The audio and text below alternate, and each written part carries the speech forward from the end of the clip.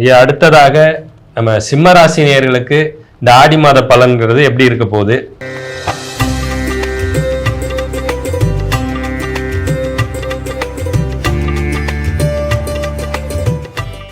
சிம்மராசி நேயர்களை பொறுத்த வரைக்கும் பார்த்தீங்கன்னா இந்த ஆடி மாதம் வந்து பார்த்தீங்கன்னா அவங்களுக்கு காதல் மாதம்னு சொல்லாங்க.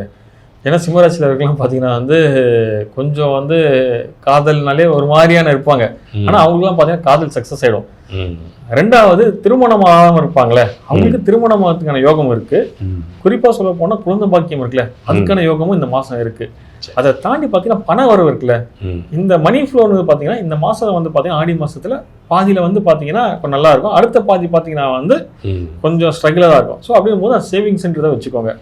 இப்போ வீடு வாங்குறீங்க, இல்லை இருக்கிற வீடு வந்து ஆல்ட்ரேஷன் பண்ணுறீங்க, ஏதாவது லேண்டு வந்து பூர்வீக லேண்டு ஒன்று இருக்குது, அது பிரச்சனையில் இருக்குது, அது எப்போ பைசலாகவும் தெரியல அப்படின்ற பட்சத்தில் வந்து அதுக்கான முயற்சி எடுக்கும் போது பார்த்தீங்கன்னா அது வந்து உங்களுக்கு சுகமாக அமையும்.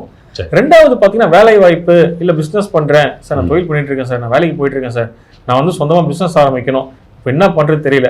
ஸோ அப்படின்றவங்க பார்த்தீங்கன்னா அந்த பிஸ்னஸ்க்கான அந்த ஐடியா இருக்குல்ல, அந்த டேட்டாஸ் எடுப்பாங்க, அந்த டேட்டாலாம் கலெக்ட் பண்ண ஆரம்பிங்க. ஸோ அப்படின்னும் போது அடுத்த வர அந்த நாட்கள் பார்த்தீங்கன்னா வந்து உங்களுக்கு சாதகமான நாட்கள் அமையும். ஏன்னா இப்போ நம்ம உட்காந்து பிஸ்னஸ் ஆரம்பிக்கணும்னா ஆரம்பிக்க முடியாது. ஸோ அதுக்கான அந்த ஒர்க் அவுட் பண்ணணும். அந்த ஒர்க் அவுட்டை இப்போ ஆரம்பிச்சிட்டிங்கன்னா அந்த ஒர்க் அவுட்டை வச்சு பார்த்தீங்கன்னா நீங்கள் அடுத்து அந்த பிஸ்னஸ் பண்ணும்போது பார்த்தீங்கன்னா ரொம்ப ஈஸியாக இருக்குங்க. அதே மாதிரி பார்த்தீங்கன்னா வந்து இந்த சிம்மராசினியர்கள் பார்த்தீங்கன்னா வந்து சூரியன் வந்து 12ஆம் இடத்துல இருக்காரு, அதாவது ராசினா 12ஆம் இடத்துல இருக்காரு. அப்படின்ற பட்சத்தில் வந்து கொஞ்சம் அந்த உடல் அலைச்சல் இருக்கும். அது தாண்டி பார்த்தீங்கன்னா குருவும் சேர்ந்துருக்காரு கூட. அப்படின்ற பட்சத்தில் கடன் வாங்குறது அதை கொஞ்சம் அவாய்ட் பண்ணிக்கோங்க. முடிஞ்சால் கடன் வாங்காமல் எப்படி இந்த மாதத்தை தள்ளலாம் பாருங்கள். ரெண்டாவது கடன் அடைக்கணுமா, அதுக்கான பணம் எதாவது வருதா, அந்த காசை வச்சு விரயம் பண்ணுறாதுங்க, கடன் அடைக்க பாருங்கள். வீட்டில் இருக்க புது பொருள் எதாவது இருக்குது சார், நல்லா தான் சார் இருக்குது, இந்த புதுசாக இப்போ வாங்கினேன் ஆனால் அடிக்கடி ரிப்பேர் ஆகிட்டு இருக்குது அப்படின்னு சொல்கிறவங்க தயவுசெய்து அந்த பொருளை மாற்றிடுங்க, செலவு பண்ணாதீங்க. அதுக்கு ரிப்பேர் பண்ணி வண்டியில் போகும்போதும் சரி, இந்த மாதிரி ஸ்கூல் பசங்க 2K கிட்ஸ்லாம் இருக்காங்களே, 2 வீலரில் வந்து அந்த ஸ்டெண்ட் பண்ணுறது, வீலிங் பண்ணுறது, அந்த மாதிரி வேலைலாம் பண்ணாதீங்க. ஏன்னா கீழே விழுந்தீங்கன்னா என்ன ஆகுன்னு உங்களுக்கே தெரியும். ஸோ அப்படின்னும் போது வண்டியில் கொஞ்சம் போகும்போது கொஞ்சம் பார்த்து போங்க. இதுவே பழைய வண்டி சார், கார் பண்ணுது, ஓட்ட முடியல, இருந்தாலும் அட்ஜஸ்ட் பண்ணி ஓட்டிகிட்டு இருக்கேன்னா ஒரு ஆப்ஷன் கிடையாது பாருங்கள், இஎம்ஐயில். ஏன்னா கடன் வாங்குறீங்க, அதை கொஞ்சம் மாற்றி பண்ணிட்டீங்கன்னா அடிப்படாமல் கடன் அப்படி கொடுத்துட்டீங்கன்னா வண்டி புது வண்டி ஆகிடும். ஸோ வண்டியில் எதாவது பிரச்சனை இருந்தால் சரி பண்ணி ஓட்டுங்க. ஏன்னா வண்டி வாகனத்தில் ஓட்டும் போது பார்த்தீங்கன்னா கொஞ்சம் கவனம் வேணுங்க. இது வந்து சிம்மராசிக்கு. இன்னும் குறிப்பாக சொல்ல போனவங்களே, வீட்டில் வந்து அவங்களுக்குன்னு பார்த்தீங்கன்னா வந்து சில தடைப்பட்ட காரியங்கள்லாம் நடக்கிறதுக்கான வாய்ப்புகள் இந்த ஆடி மாதம் இருக்குது. சுப நிகழ்ச்சிகள், பிரிஞ்ச சொந்தங்கள் இருக்காங்களே, அந்த உறவுகள் வந்து ஒன்று சேர்றதுக்கான வாய்ப்பு இந்த மாதம் அவங்களுக்கு இருக்குது. ரெண்டாவது சித்தர் வழிபாடு போகும்போது பார்த்தீங்கன்னா அவங்களுக்கான இந்த பிரச்சனைகள்லாம் தீரும்.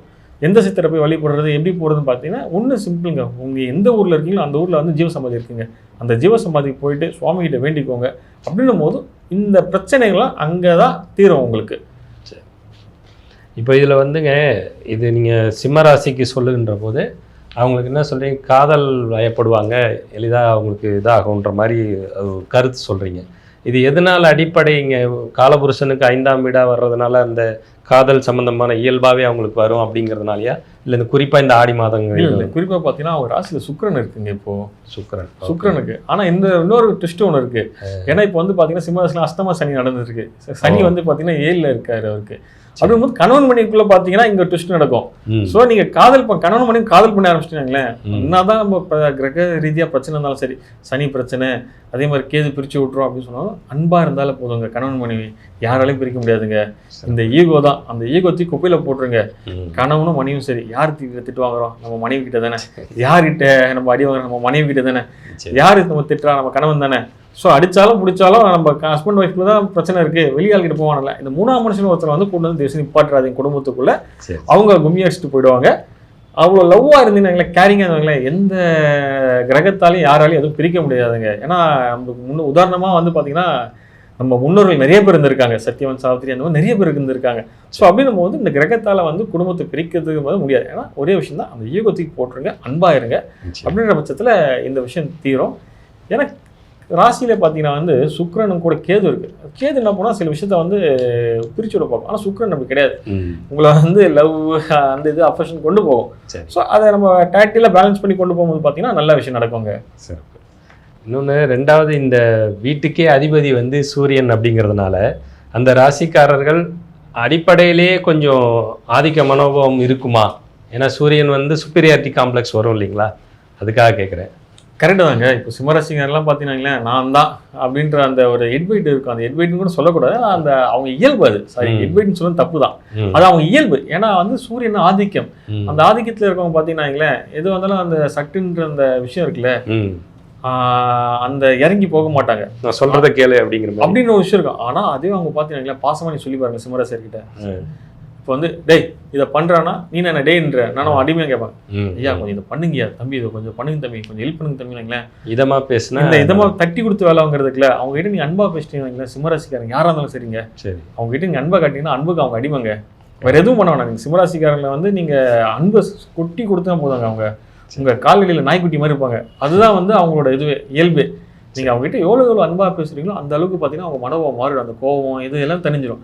நீங்க அவங்க கிட்ட போய் சட்டுன்னு மூஞ்சி காமிச்சிட்டாங்களே, அவங்க பட்டுன்னு கையை நீட்டுருவாங்க. அதுதான் சிம்மராசிக்காரங்க. ஸோ அப்படின்னும் போது நீங்க அவங்க கிட்ட எவ்வளவு அன்பா பேசி அந்த தட்டி கொடுத்து வேலை வாங்கும் போது பாத்தீங்கன்னா அவங்க வந்து என்ன சொல்றது, அந்த யானை எவ்வளவு சாந்தமா இருக்கும், அவ்வளவு பெரிய உருவம் கொண்ட யானை. அது பார்த்தீங்கன்னா ஜாலியா தலையாடினு விளையாடினு கோயில் எப்படி இருக்கும் ஜாலியா. ஸோ அந்த மாதிரி தான் இருப்பாங்க. அந்த கோவம்ன்றது பார்த்தீங்கன்னா நம்ம நடந்துற விதத்துல தான் அவங்க கிட்ட இருக்கு. அப்படிங்கும் போது சிம்மராசிக்காரங்க எல்லாரும் பார்த்தீங்கன்னா ரொம்ப நல்லவங்க தாங்க. சரி, நல்லது. ஸோ சிம்மராசி நேயர்களுக்கு ஐயா எல்லாத்தையும் சொல்லியிருக்கிறாங்க, அதன்படி நடந்துக்குங்க.